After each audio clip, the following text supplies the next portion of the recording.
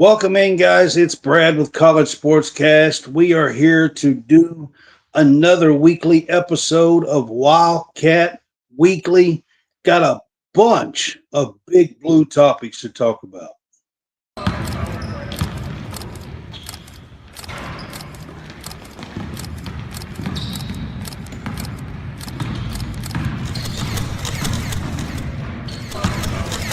Thank you for tuning in to College SportsCast.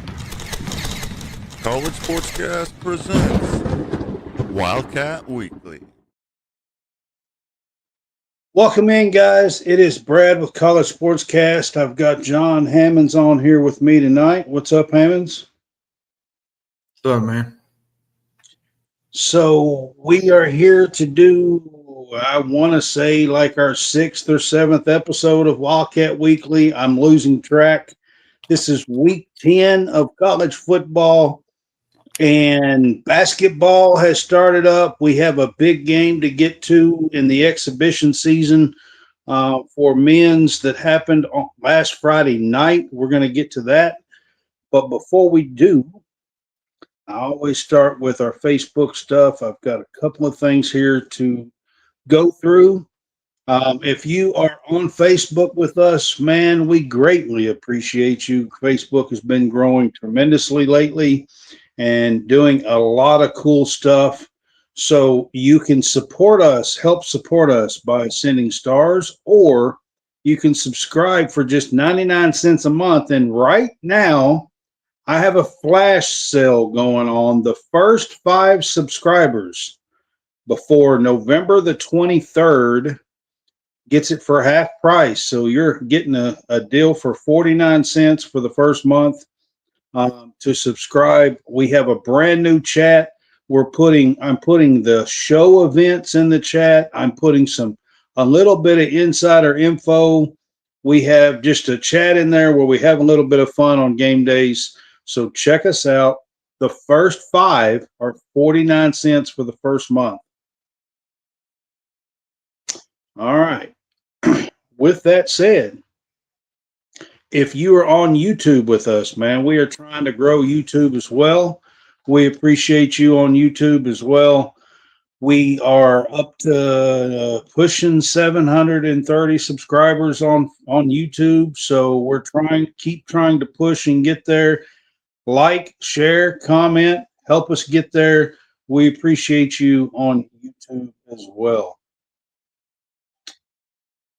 All right, John, this is Wildcat Weekly. So at the top of the screen here on the left-hand side, you're going to see a QR code pop up. That QR code is for Home Field Apparel. That is our College SportsCast QR code at the top. If you scan that code at the top of this screen, you can go check out some really cool retro Kentucky gear. This is a licensed collegiate vintage company. They have mascots and logos that are retro vintage. They have really cool throwback shirts and jerseys, bomber jackets, hats, you name it, they have it. Go check them out. Home Field Apparel. Look up SEC, scroll down, find Kentucky. If you're a Kentucky fan, you will not want to miss the really cool gear that Home Field Apparel has. And you can also help us by scanning the code or using our code CSCast at checkout. I'm going to leave that up on the screen while we talk tonight and while the show is going on. But just one last time, welcome in. This is College SportsCast Wildcat Weekly. And John, the first thing we're going to get to, man, is I've got the background there for us. That is actually Big Blue Madness, but that is Rupp Arena. And on Friday night, Rupp Arena filled up again for an exhibition game against the number 1 team in the country. And I also want to mention that UK put out a hype video for that game that I was featured in. It was super cool. Yeah, it was super cool. I got to give a big shout out to the production team at University of Kentucky. They do an excellent job. If you guys have ever seen the Journey videos and the hype videos they put out some really cool stuff. I had a question from Birmingham that was featured in the hype video on Friday night for this Purdue game. But John, we'll get to the game now. Just want to, point out that Purdue is the consensus number one team in the country. They have been pretty much all preseason. All the media guys, everybody thinks that Purdue has the best team coming back. And Kentucky handled them pretty well on Friday night. Yeah, I mean,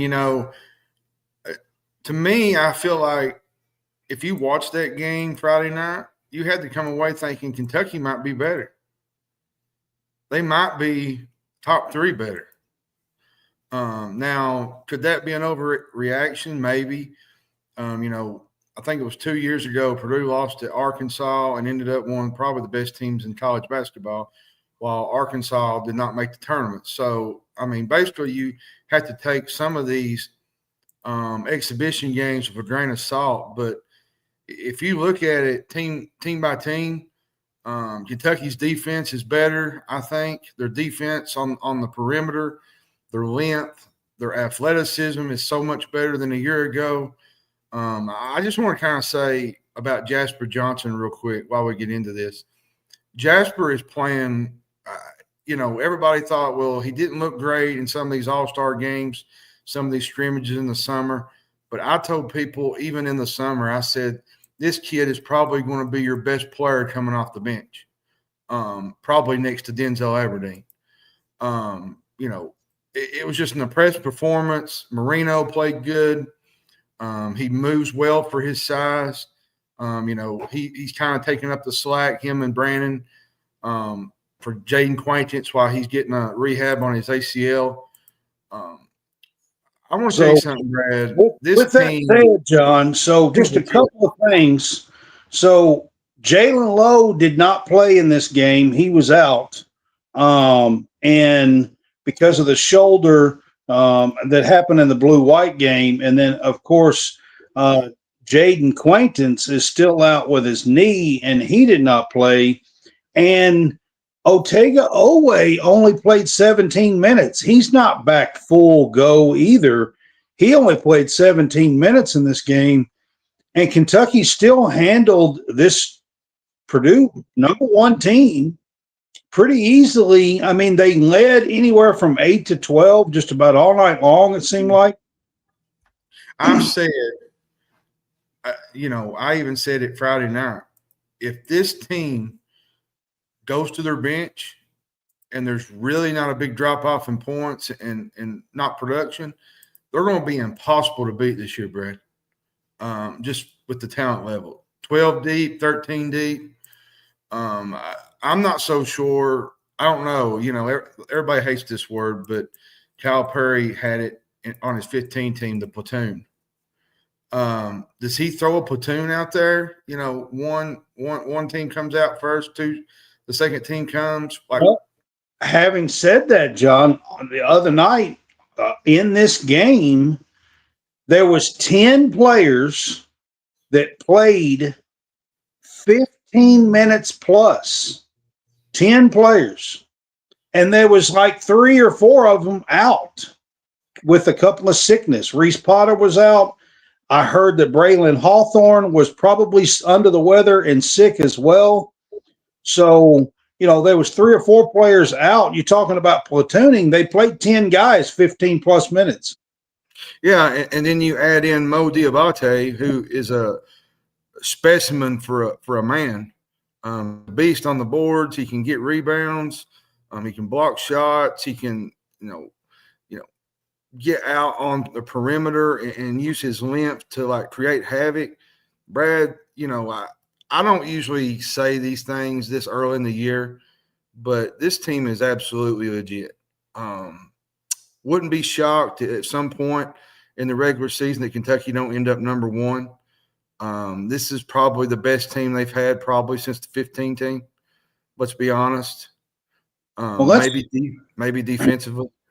let's go over. I want you to talk a little bit about this Purdue team and why they have been the consensus number one preseason team heading into the season. So give us a little bit of recap or rundown on just what all this Purdue team is returning. Well, it all starts with Braden Smith, college basketball player of the year. He's probably in the running again. He's impressive. He only had 11 points, Brad. He did not shoot good from the field. I think he was 3 of 9. He still managed to get some assists, 4 rebounds. Trey Wren, he's another big piece for them in the paint.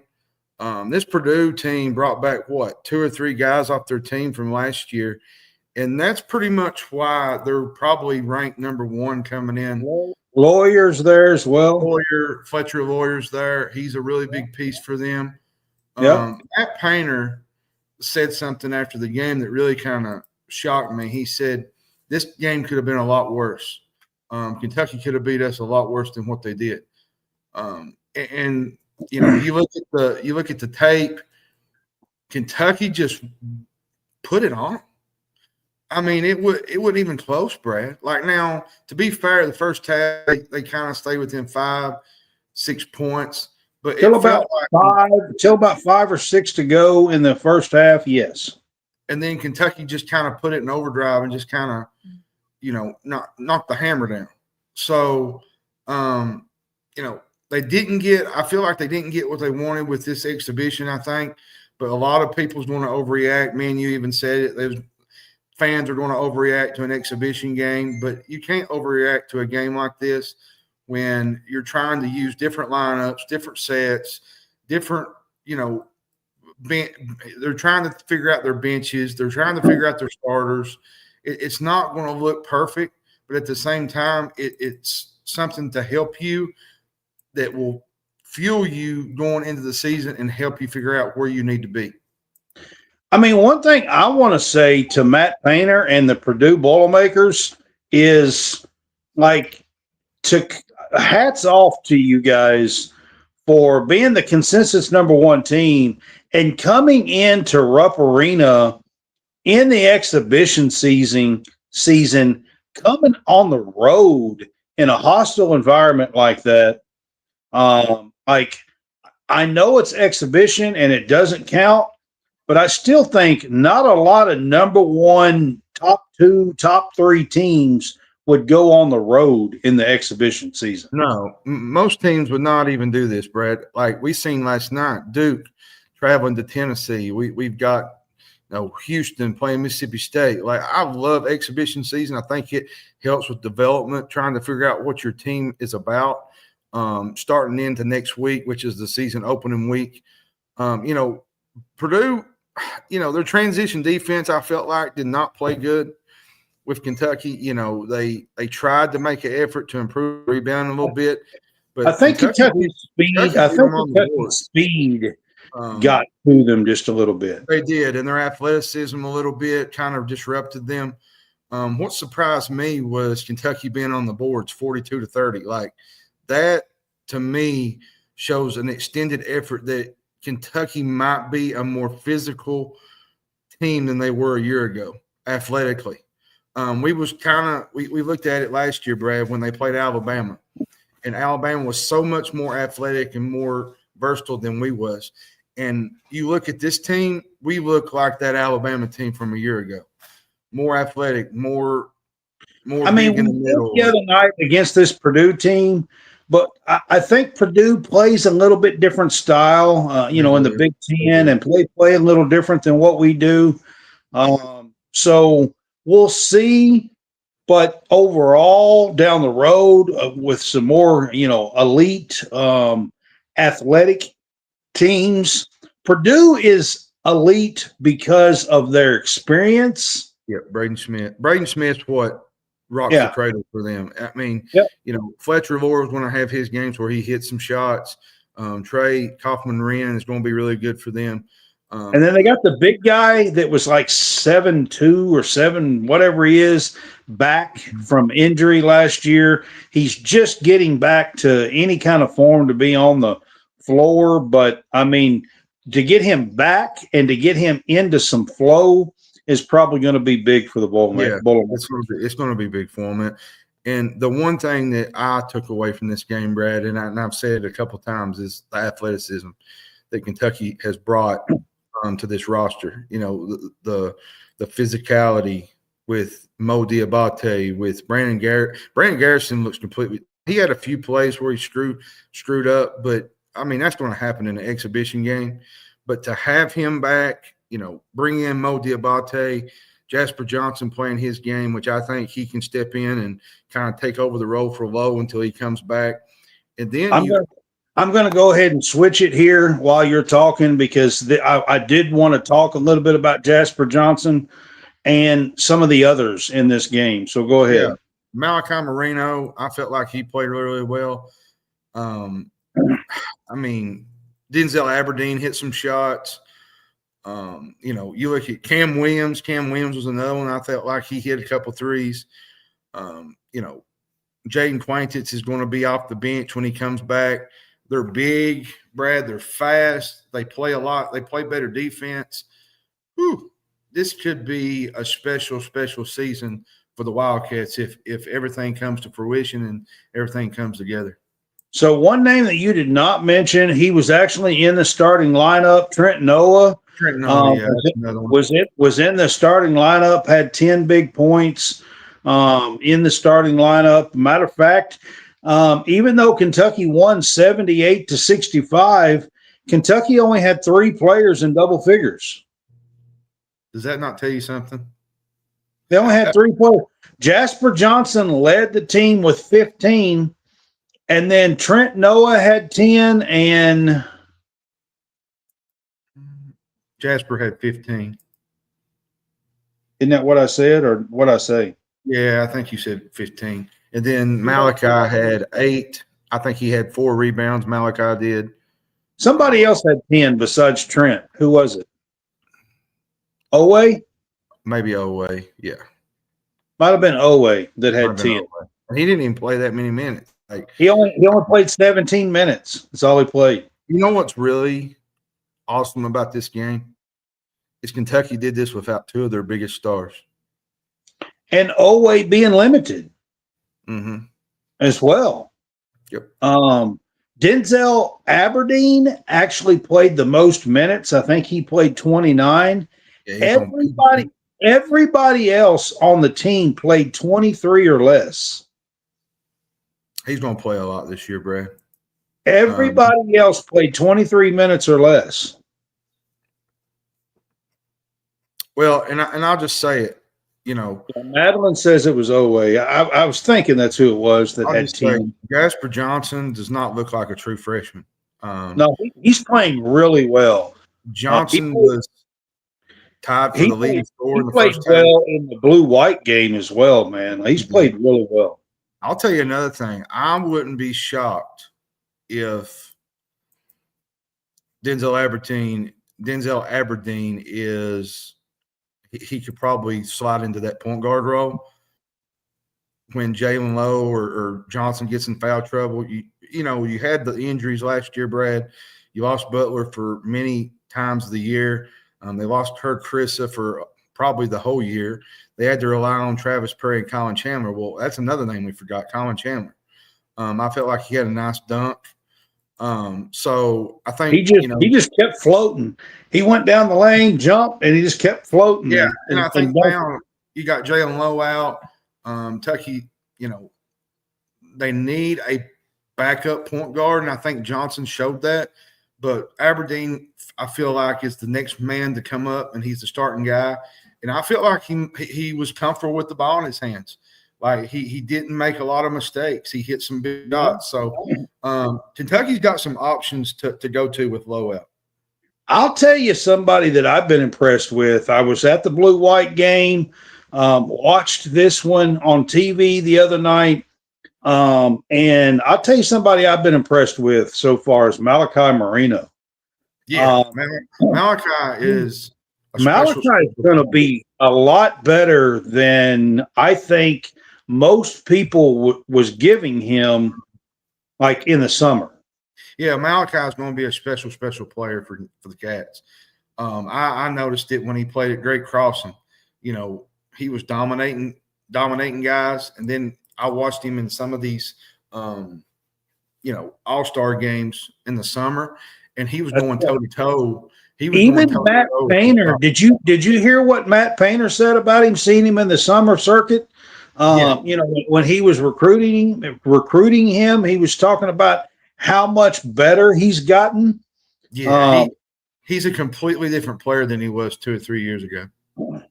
And Matt Painter was really talking up Malachi Marino after this game on Friday night. So it was a big win. It was a big win for the team. It was a pretty good sized win for the fans and for the fan base. But I do want to slow the roll. It was October the 24th when this happened. I mean, yeah, it's early. It wasn't December the 24th and heading into SEC play. I'm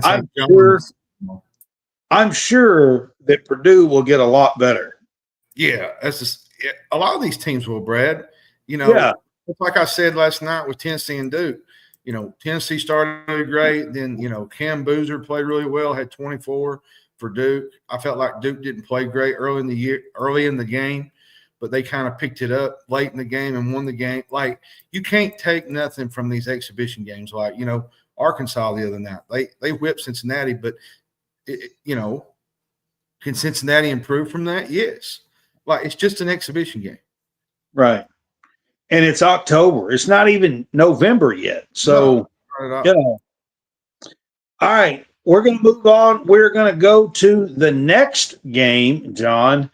I know you were planning on writing a preview article at Stadium Rant, so pay attention to that later this week.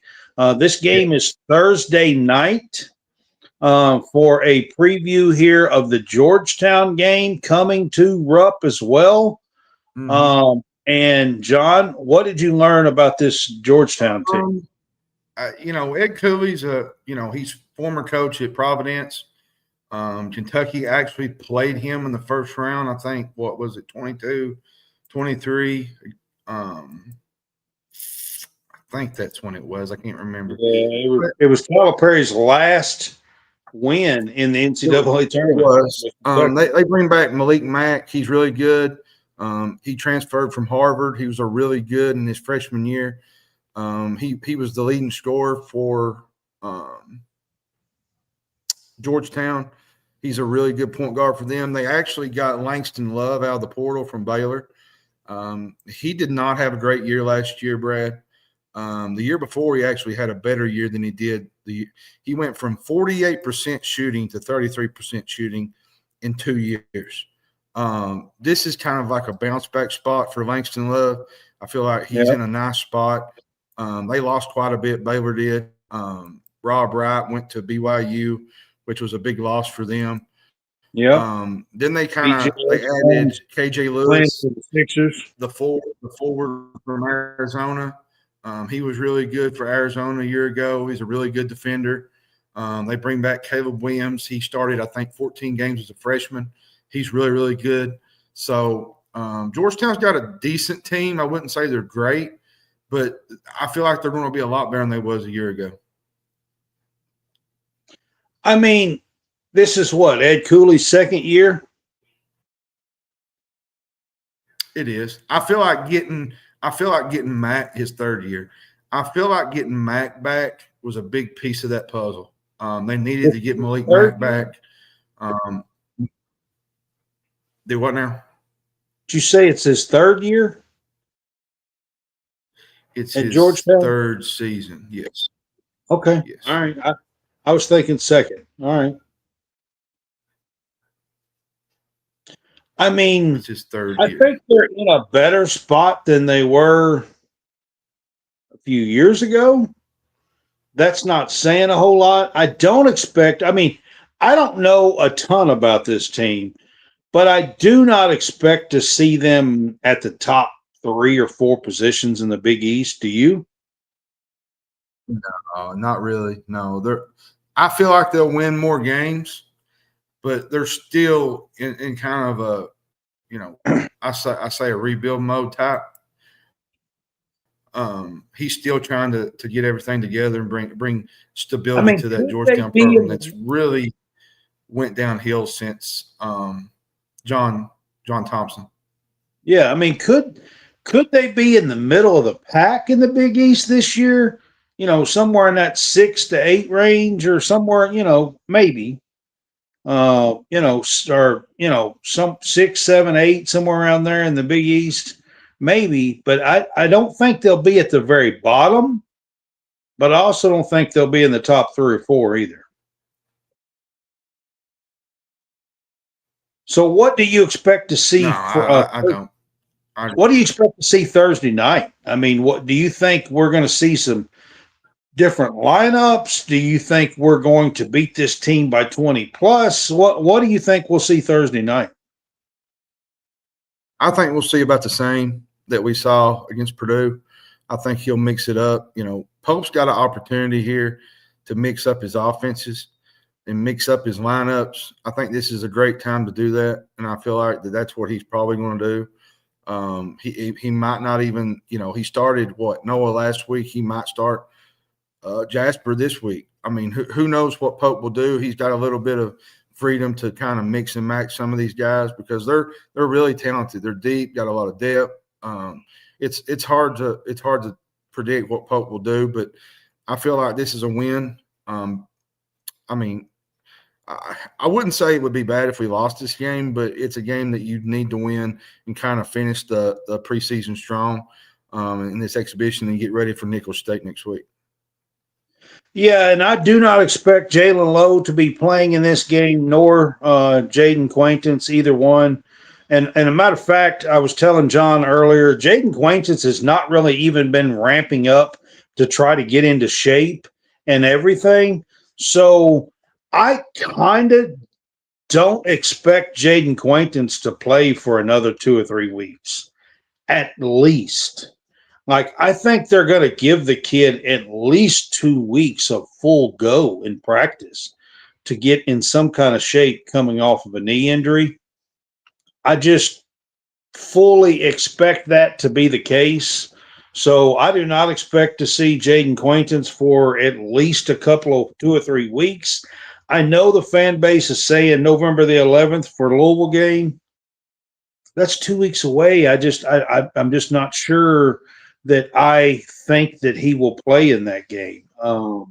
He hasn't even been practicing, not full go, not contact at all. He's been doing a little bit of running and conditioning, I guess. So I guess there's an outside shot, but that's what I want to say when it comes to Jaden Quaintance. I expect fans to give him a little bit of grace here. It's only been about 9 months since he had the knee injury. So I expect to see him back. My guess is it will be in December. That's my guess off the top as we are beginning this season. That's my guess. All right, guys. This is from the University of Kentucky, and I've got a little video here to show. This is from the University of Kentucky. Hang on, guys. I'm trying to get John back in here if he can get back in. But anyways, this is from the University of Kentucky. This is a little tribute to the fans who always show up at Rupp Arena to support the Kentucky Wildcats. Tonight from downtown Lexington, we raise the curtain on the college basketball season with a big one. Does that look like an exhibition crowd inside Rupp Arena tonight?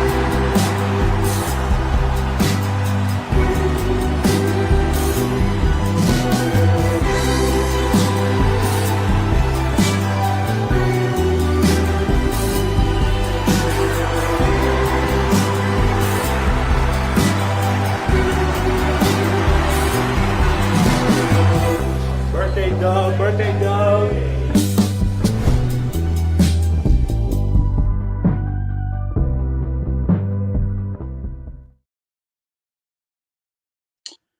All right, guys, that was from the University of Kentucky. Just a little tribute to the fans who always show up and that was there to support Kentucky on last Friday night on the win over Purdue.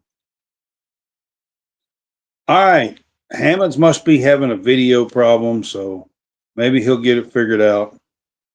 I'm not real sure, but I am going to move from basketball to football. So there is quite a bit to get to with the football team. I just changed the background so that we can get to some football here. And I was there Saturday night as media and was a part of this. And the first thing I want to say, guys, is, some early, really bad blunders, spelled doom for Kentucky versus Tennessee at home. They got down early, 14-0, with some turnovers. And after that, I mean, they fought. They fought in the first half, cut it back to 7, 28-21 with 1 minute and 37 seconds to go in the first half, and looked like, maybe they could do something, get back in the game after these early blunders. And Tennessee goes down on a 10-play drive in 92 seconds. 10 plays in 92 seconds. That's only an average of 9 seconds a play, by the way. And score a touchdown. Kind of broke their backs, was still down 14, 35-21 at halftime. And John, after that, I mean, what's your opinion on what we actually saw on the field on Saturday night? We saw some good things, especially with Cutter Boley. I feel like he made some progressions. He broke a SEC. Was it an SEC record? I think passing Jerry Lorenzen and was it Andre Woodson? You know more about this, Brad. You wrote the article. I can't remember. It was a record that he broke. We did. I got him on another topic, but and I'll get to that. What Boley did on Saturday night, but I mean, in the game itself, I mean, I thought they fought really hard after the early blunders to try to get back into the game. They were down 28-7. They were down 21 points. They scored. They had I thought the best drive of the season in the second quarter. It was a 9-minute drive, a 16-play drive, all the way down the field, 96 yards, to cut the score to 28-21 with 1 minute and 37 to go. And again, Boley hits some really good pass plays in this drive, and I thought they were in the game. And then, when you let them score there, you don't score after halftime when you get the ball first. And then they come out and score, and you've cut a 28-21 game and have a shot. And then early in the third, it's 42-21, just like that. Yeah, the defense is having some issues right now, especially in the secondary, the cornerbacks. If I remember, Nichols. They picked on Nichols all night long, to be honest with you. And the thing is there's a lot of injuries in that back end. Seth McGowan didn't play at running back. Kentucky's beat up right now. Let's just be honest. They're beat up, especially in the terms of football, but they're really beat up on the injury list. Stoops mentioned a little bit of that tonight on the call-in show, that they're really struggling. DJ Waller's not played since week 1. Nichols is having a setback. Like, there's just a lot of issues going right now on the defensive side of the ball. There he is, and they were coming off of a good showing against Texas, but I'm going to be honest with you, John. Brad White's scheme planning does not play well against Heupel's spread. It just don't. It doesn't. I agree with you. They struggle against Josh Heupel's spread offense.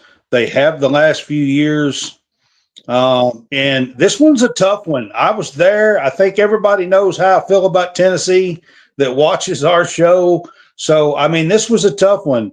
John was like, I'm turning it off. And I told John I was sitting up there in the media, room and everything, the press box. And I said, I ain't got that option, man. I can't just turn it off. See, here's the thing, Brad. There's so many people frustrated. There's so many people calling for Mark Stoops' job. There's a lot of noise out there. Even you and me, we've been frustrated, even as media guys. There's not much we can do at this point, until the administration does something. That's out of our hands at this point with all this. There's so much happening. I don't know. I mean, you've heard this and that going on X. This kind of thing's happening. These things are popping up. Until we get to the end of the year, or maybe even this Auburn game, Brad said it best. We're not really going to know what's going to happen. No, and I mean, before I do have coaching situation down here, a couple of topics, but before we get to that, Jared was talking about, Tennessee's defense. Jared Wells is with us. He was talking about Tennessee's defense is not great. I get that, but Texas defense is pretty darn good. Yeah. And Boley set a record against Texas for completion percentage, all right, as a freshman. And then on Saturday, he set a record in passing touchdowns. He threw 5. The record was 3 by 2 guys that you probably remember, Morgan Newton and a guy named Jared Lorenzen. I thought it was Woodson, but it was Morgan. No, it was Morgan Newton and Jared Lorenzen who held the freshman record, and they only passed for 3, and that was the record. Boley hit 5 touchdowns in this game, and he's been throwing like over 74% of his passes the last 2 weeks against Texas and Tennessee. I mean, I really feel like Boley, matter of fact, go check out my article. I just wrote an article that come out this afternoon about Boley's record-setting performance and the way he's playing and the promise that he is showing. I felt like it was different than Texas and Tennessee. Kentucky, I felt like was more methodical against Texas.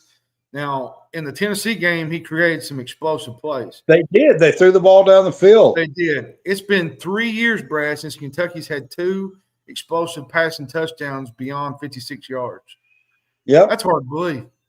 Yeah, like they had a 56-yarder. Kendrick Law had a 71-yarder that he made one juke and took it to the house. I mean, Kendrick Law in the second half had a really nice reception. J.J. Hester transferred in there. J.J. Hester had 2 touchdowns, 2 nice touchdowns in this game, wide receivers. And then, John, I've got to bring up DJ Miller, the freshman. Yeah, 5 receptions, 120 yards, 2 TDs. I mean, it was really nice to see these wide receivers step up. Yeah, DJ is one of those, even like Boley. I felt like Kendrick Law played pretty good. Hester played great. Now, I'll be honest with you, Brad. There was a couple plays in that first half where it doomed Kentucky. You had the fumble, you had the pick six. And I'm not even going to get started on the fumble. I don't know what the world that was. I mean, that was like, you remember when you was a kid and you used to get up on Saturday morning to watch the Looney Tunes? That's what it was like. Well, and I thought it was funny because Drew Franklin mentioned it. Well, I was pretty sure that the Roadrunner and Coyote was out there on the field somewhere. Well, here's the thing: is Drew Franklin put a post up on the X? I think it was of the Benny Hill music. Yeah, and I'm like, it just felt like it just summed up the last 20 years. And Tanner, we're going to get to that on our next topic about the coaching situation. But that fumble, the pick six, then you had the touchdown before half. That kind of just doomed everything. And then a half and just exploded. Listen, Brad, Tennessee could have put 70 points on the board if they wanted to. Let's just be honest. But I mean, they were in scoring distance at the end, and they nailed the game. They nailed the game. Yeah, right. I mean, they definitely could have scored again, which the score was 56-34. But John, this is the first time since 2023 that the offense has scored more than 2 offensive touchdowns. 2. Did you hear me? 2. That's hard to believe, Brad. 2. Not 4.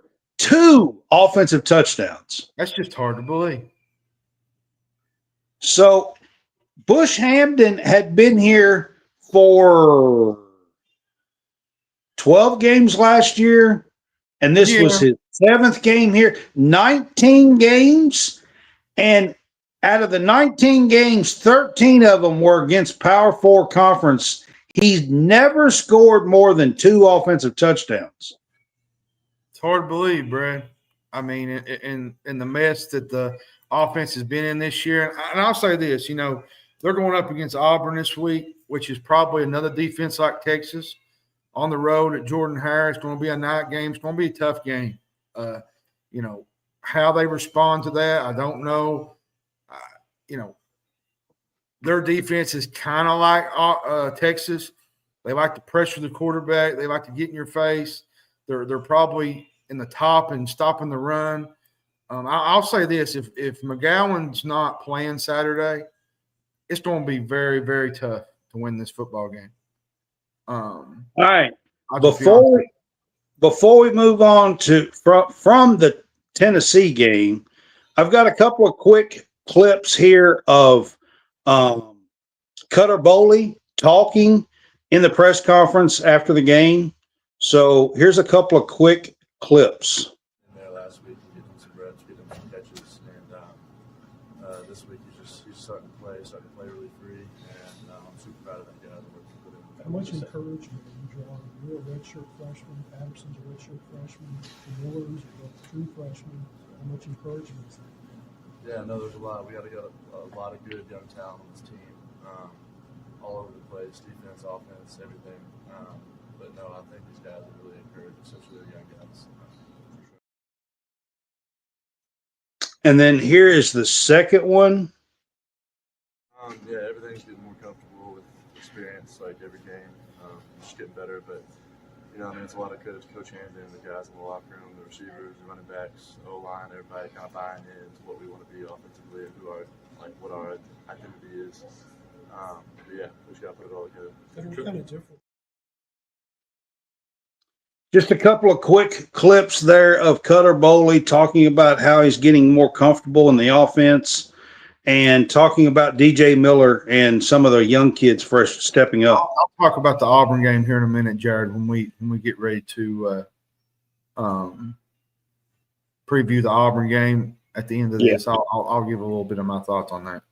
Yeah, so the next topic is the coaching situation. I'm just going to go ahead and get it out of the way, John. We got to hit on this. I mean, Stoops has lost 10 straight home SEC or 10 straight SEC games. And it's not good. I mean, instead of trying to find a way to win, it sometimes feels like we're trying to find a way to lose. There is a ton of buzz going around about a possible coaching change and a hot seat here, John. So we're not going to get into speculation here at College Sportscast as far as when all this other stuff. But here's what I do know. There is a lot of pressure. You do have to win in this game. And, John, my question to you is this. If there is a coaching change with the cycle that is going on, I mean, yesterday LSU fired Brian Kelly. There is top programs all over the country that is going to be looking for coaches. Mm-hmm. Who do you think realistically that Kentucky could even try to get? You like to hit me with the hard stuff, don't you? Like, how far down the list will Kentucky have to go? Because everybody talks about having a short list for a coach. I think Kentucky might need to put together a long list. I'll be honest with you, Brad. There's probably 6 names that I would go after. The first one would be Will Stein. I like that one. The second one would probably be Golish from South Florida. I just don't think he'll be available. Every big team is going to go after him. Lashley would be another one. That'd be my third one. John Sumrall would be mine, but he's getting thrown around with LSU and these others. Jared Parker would be another one at Troy. He's a cheap option. I didn't even know one of them said Jared Parker, but Jared Parker at Troy would be one. I'll be honest with you. There's 2, maybe 3 that has been in the coaching ranks that I would call, and I might get thrown into the wild bushes here, but yeah, Ryan Silverfield would be another one. But I'd call Jimbo Fisher. I'd make him say no.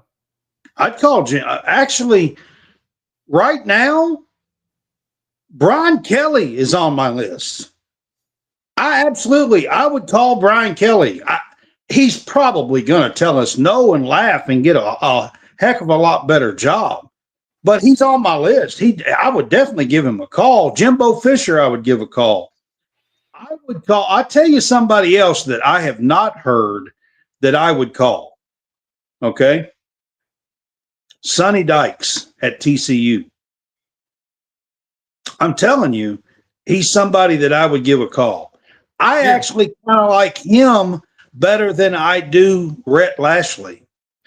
We hear Rhett Lashley a lot, but Lashley's kind of struggling right now. They just scored 12 points against Wake Forest in the ACC and got beat. I'll say this, you look around the whole landscape of college football. There's Penn State. There's you even look out west. There's Oregon State's open. Oklahoma State. Kenny Dillingham would be a heck of a hire, but I don't think we can get him. Somebody put Kentucky as the 6th most attractive job in college football on the X. Compared to Arkansas and some of the ones that's like Oklahoma State, I really feel like it's a better job because it's in the SEC. Yeah, but that also makes it a much harder job. It is. I agree with you. But at the same time, you can go to Oklahoma State and probably find a lot more success. You probably could. But if you have the resources at SEC, okay, let me give you this example, Brett. Look at Vanderbilt right now. They probably got less NIL. I looked on a paper today that they have less NIL money than us, and yet look what they're doing. They're 7-1 and playing for a college football playoff. I mean, 4 years ago, John, last week, Kentucky was number 11 in the country and was 6-0. 4 years ago, 6-1. Do you realize during that time the SEC was down? I'm just telling you, and all these fans, we're not that far removed that Kentucky was doing the same thing. They were, but I counterpoint that argument that the SEC was down. Missouri was down. Florida was down. Tennessee was off. Florida's still down. Florida's still down. Yeah, well, they've won some decent games the last couple of years, but I feel like they're still in that. Missouri was down. Vanderbilt was down at the time. South Carolina's still pretty much in the same spot. They ain't, last year they had a pretty decent end of the year. I mean, but 1 out of 4 years or something, they pretty much are in the same spot. If you ask me, that's what I'm saying, Jared. Oklahoma's in here, but they're not setting the woods on fire, in my opinion.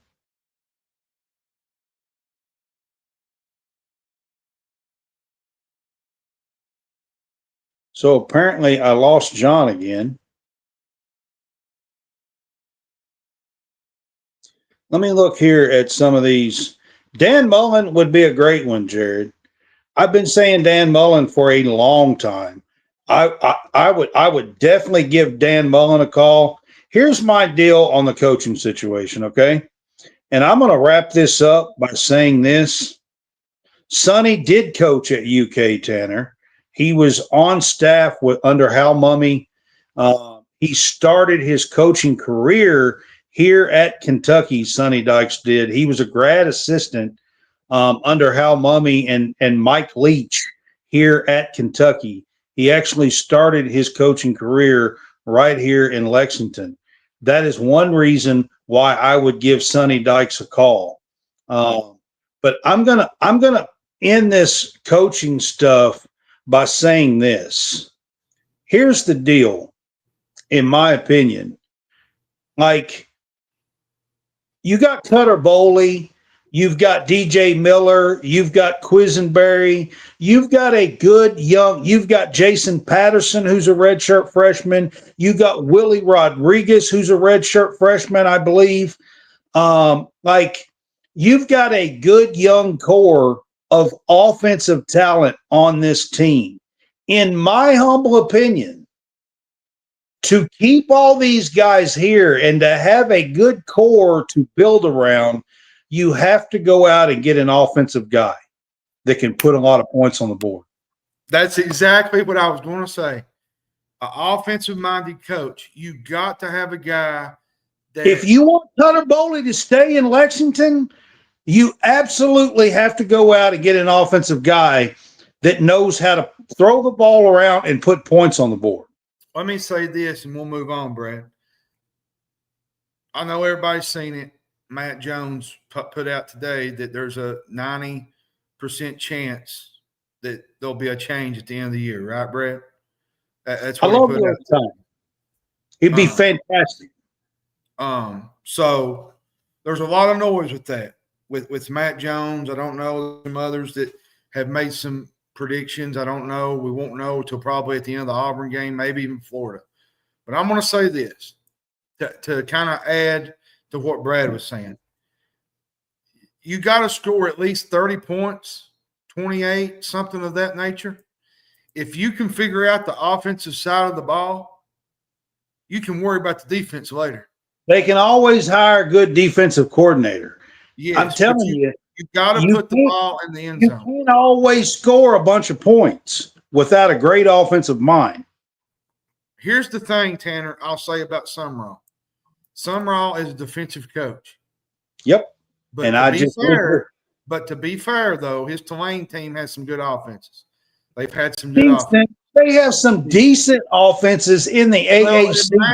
It matters, though, Brad, if you got a quarterback, which I think Kentucky has found one in Cutter Boley. It's not – his offenses don't put 34 points on the board. No, but they at least put 20, 24 on the board. They at least get to that. If you're averaging 24 points a game in the AAC, what do you think you're going to do when you get to the SEC? Well, you got to have better players, too, in the SEC. Got to have little – listen, I'm telling you, I've been around this team. I've been around the players. There is a good young core of talent on this team. That's part of the reason why this team is struggling is because they're playing a lot of young talent. That's what I said, Greg. Greg said, I just want someone that will build the program with high energy. and won't be scared to change their coaching if their stuff isn't working. I've said that. All that's good points. I just wanted to make a point tonight when we were talking about this that I believe it has to be an offensive guy that can put points on the board. A beautiful offensive mind that can just put these SEC teams on their heels. That's what I think Kentucky's got to have. Plain and simple. 24, if you ask me. I agree, Jonathan. 24 is awful, but I don't think Kentucky's even scored 24 this year. No, it's not. I mean, besides this last game. That would be a win for us. Yeah, but I'm saying I don't mean that negatively. I'm just saying that would be a win for Kentucky. And, you know, I'm just saying 24 points in the AAC is not going to translate to the SEC. That's what I'm saying. They scored 34. Yeah, Kentucky did this weekend. Yeah, this past week. Yeah. All right, Which John. to be fair, now Tennessee's defense isn't great, but now we're going to get to the Auburn game this Saturday. Do just a little bit of a preview here of the Auburn game, and let you talk on it. I mean, Auburn, Hugh Freeze is in trouble too, to be honest with you. Yeah, there's a lot of noise down there. You know, I feel like this is the battle of the hot seat coaches. If you really want to know the truth about it, you know, he ended up winning a big game, I think, this weekend, beating Arkansas. That was a really big game. Come from behind to do it. Well, and last year, you look, you know, Kentucky was up 10-0, and they got outscored 24-0. They literally ran the ball down our throat last year. They did. They did. Absolutely did.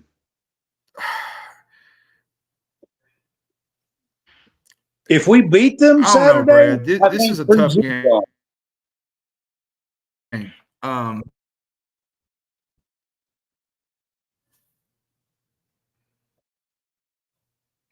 Well, either or, I think. But just to kind of back up on this, you know, Auburn's struggling, Kentucky's struggling right now. Now, I will say Auburn's defense is pretty good, Brad. They're ranked pretty high in the top 10, top 20. It's going to be another tough environment to play in. I tell you what's going to be especially tough, and I you know, I've been kind of keeping up with is our secondary is beat up, literally beat up. And they have some really good not great offensively. They got some good wide receivers. And they got some good wide receivers, and Cam Coleman being one of them. So I don't think we have much of a chance Saturday, Brad. I'll be honest with you, especially at night in Jordan-Hare, because a lot of crazy stuff happens up at night down there. I feel like we get behind in this game like we did Tennessee. I think it's not that. I'll be honest. I think the Auburn John was better than Kentucky, Kevin. Just for the mere fact it's a football school. And there's a lot of money running around in Auburn. So funneled into Auburn, tons of it. To be honest with you, there's a lot. Yeah, but I'll say this about this game, just to finish it up. I just don't see I don't know what Hugh Freeze is going to do about the quarterback situation. I know that Jackson Arnold got benched Saturday against Arkansas. Ashton Daniels is in competition with Jackson Arnold to, possibly play this weekend. So, we're going to have to move the football against this Auburn defense. Their defense is pretty good. And if our defense no stops, I just don't see a way we win this game. I agree. Listen, we got 2 more shows this week to talk about the actual game. I just wanted to give just a little bit of quick preview here for Wildcat Weekly. But we are going to move on to Kentucky women's basketball. John, tomorrow is a preseason media opportunity. Coach Brooks is going to have a press conference tomorrow, kind of a last preseason press conference tomorrow. I will be attending as long as I can get there tomorrow. My plan is to attend, and then I will get a chance at this media opportunity to have about 30 minutes to go around and talk to each player. And then we're going to get 30 minutes the media is going to get 30 minutes to sit and watch practice tomorrow for the Kentucky women's team. It's pretty awesome, Brad. I like what you're doing with the women. Coach Brooks has got a really good team coming in. He brings in Tony Morgan from Georgia Tech. There's a lot of good pieces on this team. I really think they'll be better than what they was ranked. I think they ranked 24th in the country. Yeah. I think there's a better team out there than 24th ranked in the country. But you got to win the games to prove what you belong. And I think they got a chip on their shoulder, and I think they'll be all right once the season starts. So since that AP poll come out, the coaches poll, the USA coaches poll come out, and Kentucky was ranked 20th in that poll. So it was a little. So they were a little bit higher. They're ranked 20th in the coaches poll, 24th in the AP poll. And then the Athletic, I noticed today, put out a poll, and Kentucky was actually 16th on the women's side in the Athletic poll that I seen. And I think that was earlier today. I think, yeah.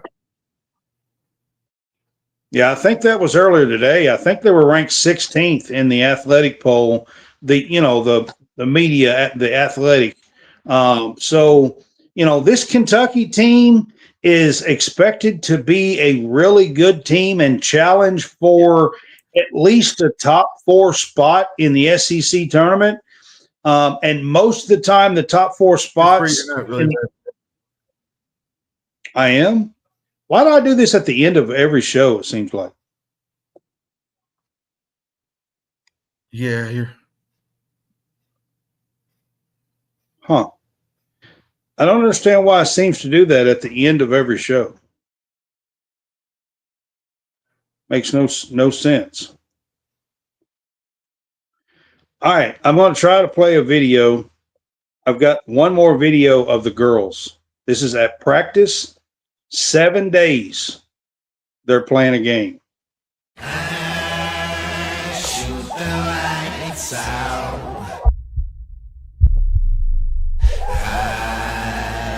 Till it's bright out. Oh, just another lonely night. Are you willing to sacrifice your life?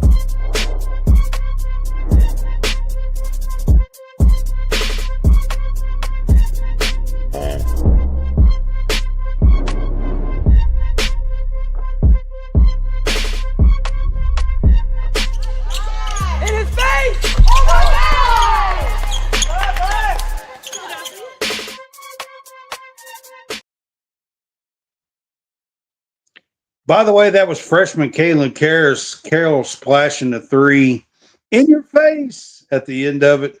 It's gonna be a fun team, man. She's a good shooter, and it is going to be a fun team. I can't wait to get things going. Next Monday, the girls get going for real. But I do have one quick topic on the girls that I want to get to. There's rumors, John, of a secret scrimmage that is going to happen in the next few days. I don't know who it is. I don't know who it is. They did have a secret scrimmage last year against Ohio State. And there's rumors that they're going to have another secret scrimmage in the next day or two. Well, I think it'll be good for them. It's sort of like with the men, get an opportunity to kind of figure out where you are as a team. I think they play Moorhead starting out their first game. They do. Which will be, two Kentucky schools going at it, in-state schools. So the girls' team's got a lot of talent on this team. Like I told you, with Tony Morgan, Clara Strack, this team could be really special by the season's over. I can't wait to get things going 1 week from tonight. Matter of fact, next Monday night, Wildcat Weekly will probably be a game day experience after the game. If John wants to join me live, we will do, and I will actually be there and do a short game day experience after the game next Monday night and preview Tuesday night's matchup for the men. So that's probably what we're going to do next week. There is one more quick topic that I want to get to, John. The Kentucky volleyball team had 2 road wins this week, really nice road wins this week, and they have a potential monster matchup this Sunday in undefeated Texas in Austin.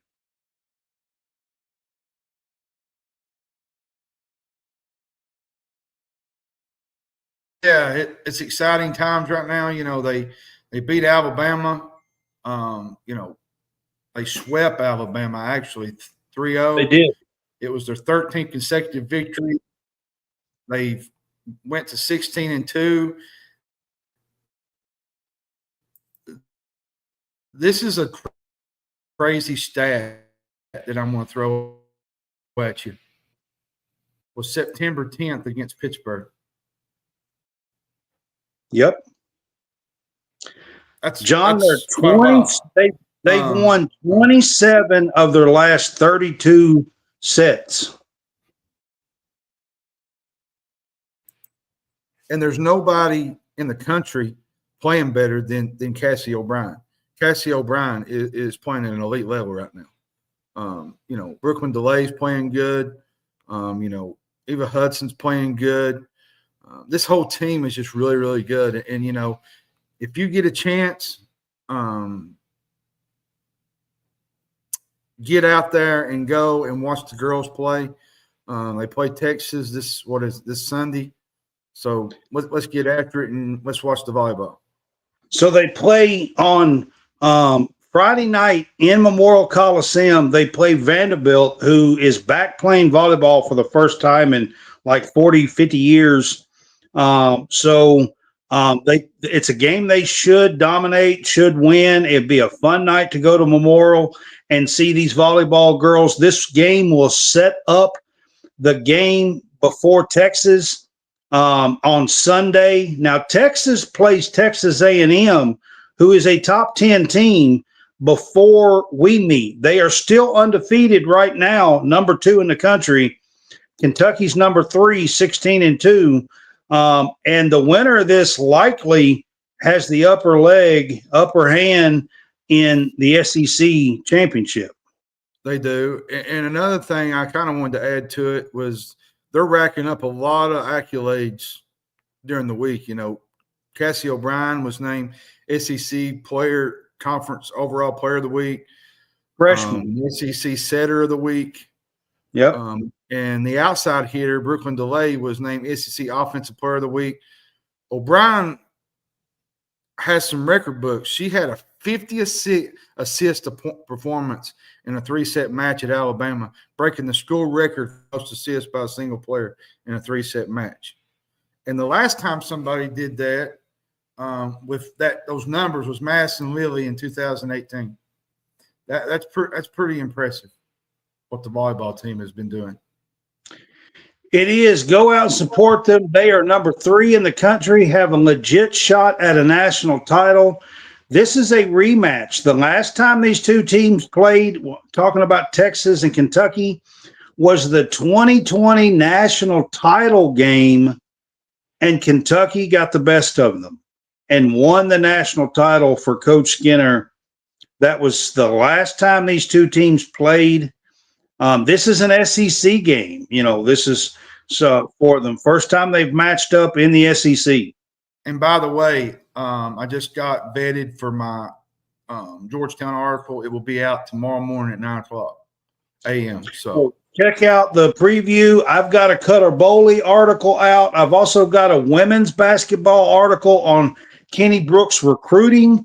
Go check out those. There's a few others to check out. John has a new college basketball overall title contenders article out as well. So go to Stadium Rant, look up Brad Harvey and John Hammonds, or just go to the college sports page, and you can find all. I'll be honest with you. Our writing is going to start to ramp up again because we, during basketball season, it gets a little hectic, don't it, Brett? It does. We're covered right now. I'm trying to cover 4 sports. I got football. Now we got men's basketball, women's basketball, and volleyball. And I usually try to let Brad kind of curve to the women's side of the basketball, and I try to stay on the men's because trying to cover both at the same time is just a hectic little thing. It's not easy. I'll just leave it at that. It's not easy. It is not. All right, top of the screen, left-hand corner is our QR code for home field. Hit them up for some really cool Kentucky apparel, vintage stuff. You will not want to miss out. They will have some holiday stuff going on and sales. Hit them up. Use that QR code at the top of the screen. Check out the Real Fresh channel and Stadium Rant on YouTube as well. But Stadium Rant, go and check out our articles. Hit them up, share, like. We are on Facebook and X, so you can like, share, hit them up anytime you want. We would greatly appreciate that. And guys, we will see you tomorrow night. We will be doing our Big Fuss show tomorrow night. Man, is there a lot to talk about? We do. We have a lot to get to tomorrow night on the Big Fuss show with Brian Kelly and heck, John, today I heard that Marcus Freeman has already turned down Penn State and Florida. It's going to be a wild cycle, Brad. Marcus Freeman, the Notre Dame coach, I heard has already said no thank you to Penn State and Florida. John, we talked about that earlier. He said, how does the Kentucky girls team look? They're just getting into shape. They're getting to where they need to be. The men, I think, have done a little bit more to this point than the women have, but they're all the same. We ought to go out there and support them. Get out to Memorial and support these girls, and get out to Rupp Arena because I'm going to tell you something. I'm going to say this as we get off. This has a chance, Brad, to be a special year on the men's side. A really, I'm talking national title hopes. Listen, I think this girls team can challenge for the top 3-4 spots in the SEC as well. I do as well. They'll be right there as well. So get out there and support them in Lexington. Another basketball season. Win a national title. So it's a fun time to be covering sports for Kentucky. I know what's going on with football, but listen, guys, I've been a fan. I'm 51 years old. Okay, so I've been a fan of Kentucky football for a long time. I'm gonna leave you with a stat. Okay, tonight, just a simple reminder. Okay, Kentucky has been a part of the SEC since 1933. 1933. Okay. Kentucky has only won 5 SEC games in a single year 6 times ever in the history of Kentucky football entirety. Okay. They've only won 6 SEC games once. It's happened one time in the entire existence since 1933.